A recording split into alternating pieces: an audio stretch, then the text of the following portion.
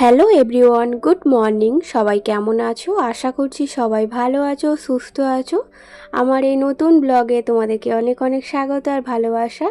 এই যে দেখো, সকালটা এরকম দিয়েই শুরু করলাম। বৃষ্টি অঝরে বৃষ্টি পড়ছে রাত্রির থেকেই বৃষ্টি করছে, কিন্তু ভোরের দিকটা প্রচণ্ড পরিমাণে বৃষ্টি হয়েছিল, যার কারণে এই যে আমাকে বিছানার মধ্যে হাঁড়ি নিয়ে শুতে হয়েছিল। ওই 4টের দিক থেকে এত পরিমাণে বৃষ্টি, আর এই বিছানার মধ্যে মানে কি বলবো, এত জল পড়ছে যে রাত্রির 4টে থেকে আমি জেগেছিলাম।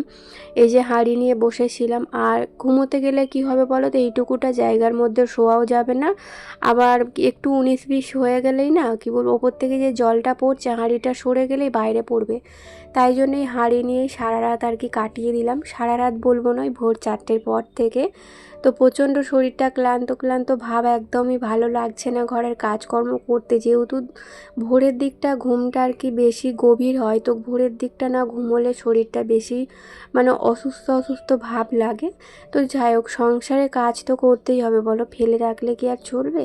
তো মেয়ে ঘুম থেকে উঠে পড়েছে। আজকে আর রান্নাবান্না করিনি, কারণ ওই যে রাত্রিবেলা ঘুম হয় না বলে সকালবেলা মেজাজটা একদমই ভালো লাগছে না।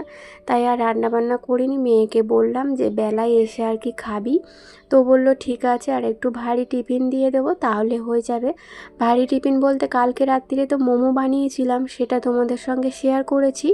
আর সেই মোমো না অনেকটা রয়ে গিয়েছিলো, সেটা আমি ফ্রিজে রেখে দিয়েছি। ওটাই আর কি সকালবেলা গরম করবো আর মা মেয়ে খেয়ে নেব। তো ওইদিকে কাজকর্ম করে নিই। আর আজকে না ঘর দালান ঝাড়ু দেওয়া মোছা এগুলো তোমাদের সঙ্গে শেয়ার করতে পারিনি। সব সময় বাইরে বৃষ্টি হচ্ছে, আর এর মধ্যে ক্যামেরা নিয়ে এদিক ওদিক করতে ভালো লাগছিল না। কী বলো তো, বাইরে বৃষ্টি হচ্ছে কিন্তু ওই যে ঘরের মধ্যে চারিদিক থেকে জল পড়ছে, যেহেতু আমাদের ঘরটা টালির চালের ঘর। তো এদিক সেদিক থেকে জল পড়ছে, আর মানে কি বলবো, দালানটা সব সময় জলে জল হয়ে আছে, ভিজে হয়ে আছে, একদম ভালো লাগছে না। তো ওই জন্য তোমাদের সঙ্গে আর সকালবেলার বাসি কাজকর্মটা ঠিকঠাকভাবে শেয়ার করতে পারিনি। তো এই যে চান করে চলে এসেছি, এখন এই যে পুজো করব। পুজোটা করে নিয়ে তারপরে এই খাবারটা গরম করব। তারপরে মেয়ে চলে গেলে আমি রান্নাটা বসাবো, একদম নিশ্চিন্তে ফাঁকা সময় আর কি রান্নাটা বসাবো। তো এদিকে এই যে হাঁড়ির মধ্যে জল বসিয়ে দিয়েছি, আর এখানে এই ঝাড়াটা বসিয়ে দিয়েছি। তো যে কটা মোমো আছে এর মধ্যে গরম করে নেব, আর চাটনিটা একটু গরম জলে বসিয়ে রাখবো, তাহলেই আর কি গরম হয়ে যাবে। কি বলো তো, মোমো জিনিসটা না ঠান্ডা হয়ে গেলে একদমই ভালো লাগে না, তাই জন্য একটু গরম করেই নিচ্ছি। আর কালকের মোমোটা তো খুবই সুন্দর খেতে হয়েছিল, যেটা তোমাদের সঙ্গে আমি শেয়ার করেছিলাম। মোমোর থেকে মানে মোমোর চাটনিটা যেন অসাধারণ হয়েছিল, আমার তো খুবই ভালো লেগেছে। আর মানে কি বলবো, সবাই বেশ ভালো করে আর কি খেয়েছে। তো দেখো এদিকে এই যে যেটা আর কি গরম জল বসিয়েছিলাম মোমোটা গরম করার জন্যে, সেই জলটাই আর কি সয়াবিন বড়িগুলো আর কি ভিজিয়ে দিলাম, দিয়ে এদিকে চুলটা আঁচড়াতে চলে এসেছি। আর চুলটা আঁচড়ানোর আগে কিন্তু আমি টিফিনটা করে নিয়েছি। খুব খিদে পেয়ে গিয়েছিলো, এখন ওই 10:30টার মতো বাজে।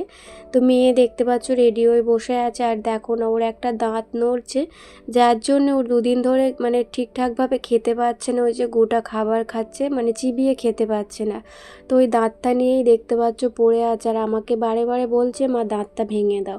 আমার না এসব জিনিস খুব ভয় লাগে, আমি একদমই পারি না, এসবের দিকে আমার একদম সাহস নেই। তো বিশেষ করে মেয়ের দিক থেকে, মেয়ে যখন কান নাক ফুঁড়েছিল না, তখন আমি ছিলাম না মেয়ের কাছে। তো অন্য মানে আমার পিসিমণি তো কানটা ফুঁড়ে দিয়েছিল, তখন আমি ছিলাম বাড়িতে, আর ও ছিল পিসিমণির কাছে। আর আমার পিসিমণির বাড়িটা আমার বাড়িটা তখন ছিল না অনেকটা কাছাকাছি, একদম একটা দুটো ঘরের পরেই। তাই ও পিসিমণির বাড়ি ঘুরতে গিয়েছিল, আর পিসিমণিকে কেঁদে কেঁদে বলেছিল, তখন না খুবই ছোট, প্রায় 1 বছর কি 1 বছর বলবো না, ওই 1.5-2 বছরের মতো বয়স ছিল। তো আমার পিসিমণিকে কাঁদতে কাঁদতে বলেছিল যে মেজ দিদি আমার কানটা ফুঁড়ে দাও। খুব কান্না করছিল, আর তাই জন্য ও আমার পিসিমণি কানটা ফুঁড়িয়ে দিয়েছিল। তো আমি জানিই না। তো যখন ওকে চান করার জন্য আনতে যাব আর কি, তখন গিয়ে দেখছি ও মেজ দিদির কোলে বসে আছে আর কান্না করছে। তো ওই যে আমি ছিলাম না, বললাম আমার এইসব জিনিসে খুব ভয় লাগে। আর নাকটা ফুঁড়িয়েছিলাম ওই যে মেয়ের বায়নাতেই। আমার নাকটা ফোঁড়ানোর কোনো রকম ইচ্ছা ছিল না। তো মেয়ে একদিন সকালবেলা বাসি বিছানাতেই এত কান্নাকাটি করছে যে আমি বাধ্য নাকটা ফুঁড়তে। শেষমেশ কী করলাম, আমার ছোটো পিসুমণিকে ফোন করলাম। তো ওই আর কি নিয়ে গিয়েছিলো ডাক্তারখানায়, আর আমি ছিলাম বাড়িতে। তো ডাক্তারখানা থেকে হয়ে যেতে তারপরে আমাকে ফোন করলে আমি আবার সলব বাজার থেকে নিয়ে এলাম। আর মেয়ের ছোট থেকে এখন পর্যন্ত যত কটা ইঞ্জেকশান হয়েছে আমি কিন্তু একটাও সামনে দাঁড়িয়ে থেকে নেওয়া হয়নি। আমার খুব ভয় লাগে এসব জিনিস। আর মাকে বারে বারে আর কি যতবার ইঞ্জেকশান নেওয়া হয়েছে আমার মায়ের ওখানে গিয়েই তো নেওয়া হয়েছে, তো মা আর কি সঙ্গে যেত। এই হচ্ছে আমার ব্যাপার। নিজের জিনিসটা তো ভয় লাগে, তার মধ্যে মেয়ের যদি এরকম কিছু একটা হয়, মানে ওই ইঞ্জেকশান দেয়া এগুলো না আমার খুব কষ্ট হয়। মেয়েটা যে কত কষ্ট পায় সেই ভেবেই আমার কষ্ট হয়। তো যাই হোক, এখন আর মেয়ের কোনো রকম ইঞ্জেকশান নেই। সেই আছে 15 বছরে ইঞ্জেকশান আছে, না 10 বছরে আছে, সরি 15 বছরে তো আছেই, তার আগে 10 বছরের ইঞ্জেকশানটা নিতে হবে। এটাই একটা আর কি ঝামেলার ব্যাপার। তবে আমি এখান থেকে নেব না, মায়ের ওখানে গিয়েই আর কি নেব। তো এদিকে দেখো কালকে রাত্রিরে ওই যে বৃষ্টি হয়েছিল, তার মধ্যে এই যে মেশিনের ওপর জল পড়ে মেশিনটা একদম পুরো ভিজে গেছে। তো এগুলোই আর কি এখন পরিষ্কার করছি। আর তোমাদের সঙ্গে গল্প করতে করতে ওদিকে কিন্তু আমি তরকারিটা বসিয়ে দিয়েছি। আর অনেক দিন থেকে সয়াবিন খেতে ইচ্ছা হচ্ছিলো, তোমাদের তো বলেছিলাম, কিন্তু আমার হাজব্যান্ড খেতে চাইছিল না বলে বানানো হচ্ছে না। আজকে যদিও বা মঙ্গলবার, তাই কি করলাম, হাজব্যান্ডের জন্যে ভাত আলু সেদ্ধ করে দিলাম, আর আমাদের জন্য এই যে সয়াবিনের তরকারি করলাম। আর বেশি কিছু করব না, মা মেয়ে খাবো তো, বেশি কিছু আমাদের ভালোও লাগে না। আমাদের ওই একটা পদে রান্না হলেই বেশি আর কি ভালো হয়। বেশি রকম পদে রান্না হলে না খাওয়া যায় না, ওই থেকে যায়, নষ্ট হয়।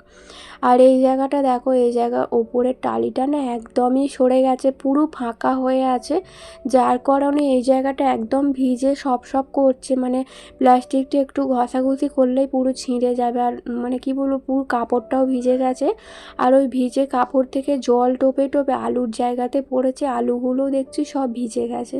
তো সমস্তটা বার করে শুকনো করে আবার রাখতে হবে, নইলে আবার খারাপ হয়ে যাবে আলুগুলো। আর এদিকে দেখো আমার তরকারিটা হয়ে গেছে। আর এই যে তরকারিটা দেখতে পাচ্ছ, মা মেয়ে খাবো এতটা কেন বানিয়েছি বলো তো। এটা হচ্ছে দুবেলার একবারে বানিয়ে নিয়েছি।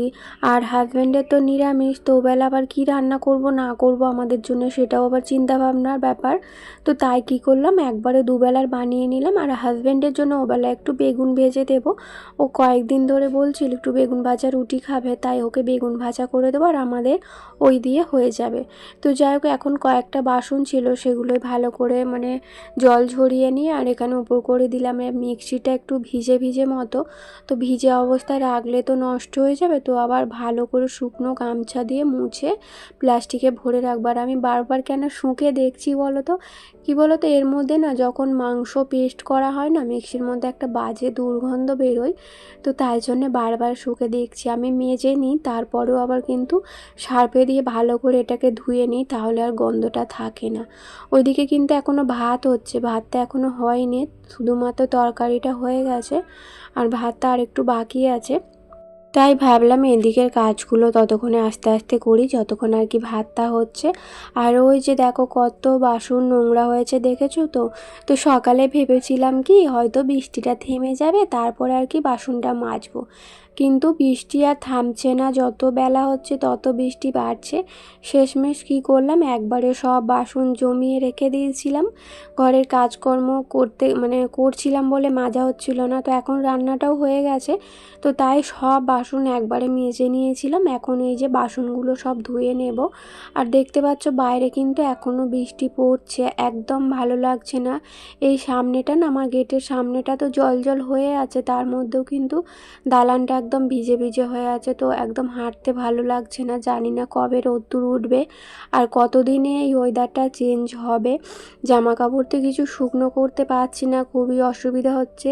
এই নাইটিটা আবার আলমারি থেকে বার করালাম, জানো তো। যে কটা নাইটি আছে, মানে আমি তো সব সময় আর কি ভিডিও করি, ব্লগ শেয়ার করি তোমাদের সঙ্গে, আর যা তা নাইটিগুলো পরলে তো হয় না। মানে নাইটিগুলো ভালো, কিন্তু সেগুলো পরে আর তোমাদের সঙ্গে কাজকর্ম শেয়ার করার মতো নয়। তাই ওগুলো আর কি অফ ক্যামেরা যখন আর কি থাকে কিংবা রাত্রিবেলা শোয়ার সময় ওগুলো পরি। তো আবার এই নাইটিটা বার করালাম, আর এখনও পর্যন্ত 3টে নাইটি আমার ভিজে আছে। ওগুলো কিভাবে শুকনো হবে জানি না, ডেলিকার জিনিস ডেলি তো ধুতে হবে বলো। আর এই যে দেখো হাজব্যান্ডের জন্য দুধ গরম করে দিলাম, ও ভাতটা খেয়ে নিল। তারপর আর তোমাদের সঙ্গে দেখা হয়নি। এখন হচ্ছে এই সন্ধেবেলা একটু মুড়ি খাবো, খিদে পেয়েছে অনেকটা, সকাল সকাল খাওয়া হয়ে গেছে তো তাই খিদে পেয়ে গেছে। হাজব্যান্ড এনেছে সিঙ্গারা, তো সিঙ্গারা দিয়ে আর এনেছে হচ্ছে বাদাম। তো সেই রথের মেলা বসেছিল, তো বাদাম জিলিপির দোকানগুলো না এখনও পর্যন্ত আছে। তো ওখান থেকে একটু বাদাম এনেছিল, ওই বাদাম দিয়ে আর সিঙ্গারা দিয়ে মুড়ি খাওয়া হলো সবাই মিলে, তার সঙ্গে ছিল চা। আর এখন এই যে কালকে কি রান্না হবে না হবে সেই সমস্ত সবজিগুলো তো আমাকে কাটতে হবে। সবজিগুলো কেটে না রাখলে আবার সকালবেলা উঠে আমাকে রান্নার জন্য হুড়ুহুড়ি করতে হবে। তাই আগের দিন রাত্রিবেলায় কাজগুলো গুছিয়ে রাখলে সকালবেলা তাড়াহুড়ো করতে হয় না, রান্নাটা আমি নিশ্চিন্তে বসাতে পারি।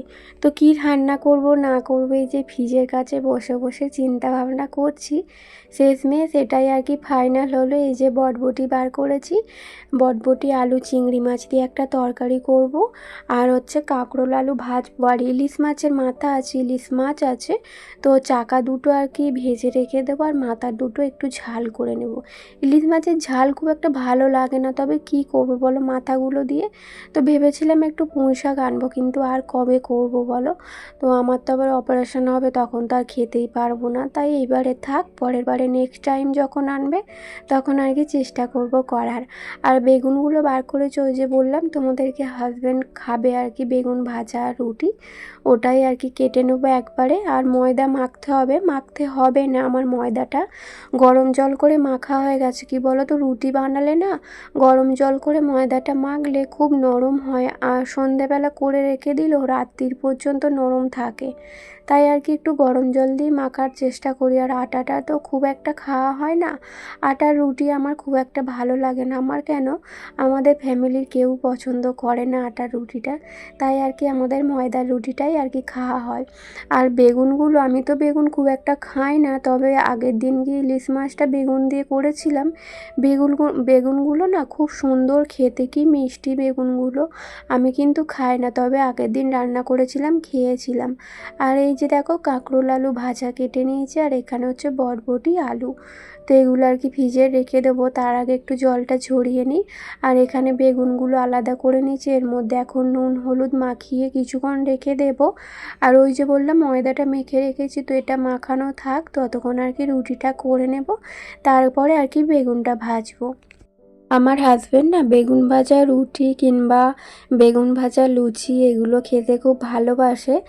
আর কি বলতো বেগুন ভাজা লুচিটা ভালোবাসে, তবে মানে ময়দাটা যদি গরম জলে মাখা হয় তবেই। তো মাঝে সাঝে করে দিই ওকেও, যেটা খেতে ভালোবাসে আমি সব সময় চেষ্টা করি বানিয়ে দেওয়ার জন্যে, কারণ সারাদিন আমাদের জন্যে যা খাটাখাটুনি করে আমাদের জন্যেই আর কি করে। তো তাই জন্যে কী করি বলো তো, যখন যেটা আর কি আমার কাছে আবদার করে আমি বানিয়ে দেওয়ার চেষ্টা করি, একদিন দুদিন পরে হলেও কিন্তু আমি বানিয়ে দিই। এদিকে দেখো আমার রুটিগুলো প্রায় হয়ে গেছে, তো এরপর আর কি বেগুনটা ভাজবো। তো রুটিগুলো আমি এরকমভাবেই আর কি এক সেকা করে নিই, তো জালের মধ্যে আর ফেলি না, ওতে কী হয় রুটিটা খুব শক্ত হয়ে যায়। কয়েকটা রুটি তো, তাই আলাদা করে আর জালে সেঁকতে হয় না, আমি এই চাটুর মধ্যেই সমস্ত রুটিগুলো একটা একটা করে সেঁকে নিই। এতে রুটি অনেকক্ষণ নরম থাকে আর সফটও হয়, ভালো লাগে খেতে।